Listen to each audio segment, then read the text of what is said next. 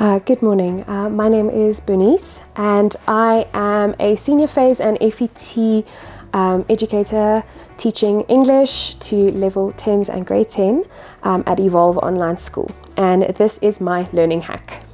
So I will be teaching or showing you guys how to use ChatGPT in your English writing, specifically to respond to literature texts. So I know that there's quite a lot of controversy regarding our AI, but I want to just encourage you guys to use this as a tool rather than relying on it as a crutch, okay? There are lots of flaws when it comes to AI, so just be mindful of those. AI, unfortunately, cannot give you an opinion. So it can give you both sides of an argument, but it cannot express its own opinion. It gives you algorithms, facts, and evidence. But if you are struggling to start with your writing, this is the best place to be. And you can use this as a platform or as a jumping platform to start your literature responses. Now, when you get your ChatGPT, you know what your literature piece is. So say for instance, you're doing Shakespeare's Romeo and Juliet. Unfortunately, some of our South African writers, some of those texts are not included on ChatGPT, so it's still learning about it. Just be mindful of that. Okay, so with Romeo and Juliet, say you get a beautiful essay question where you have to argue whether love or hate triumphs in the play. And you type that exact question into ChatGPT. It will generate an answer where it gives you both sides of the argument. You have to tailor your questioning and your responses in order to get the best factual evidence from ChatGPT. So I suggest always to sit and do some planning. Think about what I would like to argue. Am I going to say love wins? Am I going to say hate wins? And then I type in my question into ChatGPT according to my opinion. So I'm forcing my opinion onto the AI, but that is the way we want it to be. In your IEB response writing specifically, you have to give an argument and an own voice needs to be present. So you need to tailor your ChatGPT question as well. So I will then, in my ChatGPT chat, I will ask the AI, write a literature essay of approximately, and then you have to give it a word count, 600 words, arguing that love is the overriding or theme in Shakespeare's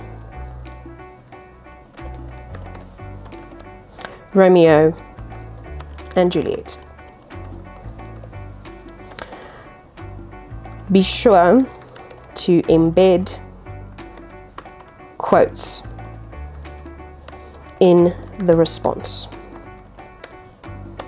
Okay, so when we are talking about embedding quotes, you have to tell it to embed the quote so that it gives you an explanation and it contextualizes your argument. Unfortunately, we will still have to use this and edit it. But you can also use ChatGPT for that.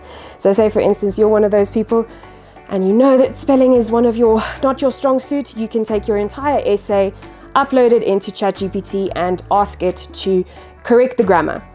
Or you could ask it to make the register more formal or more colloquial so that someone can understand it in a conversation rather than having it as an academic writing piece.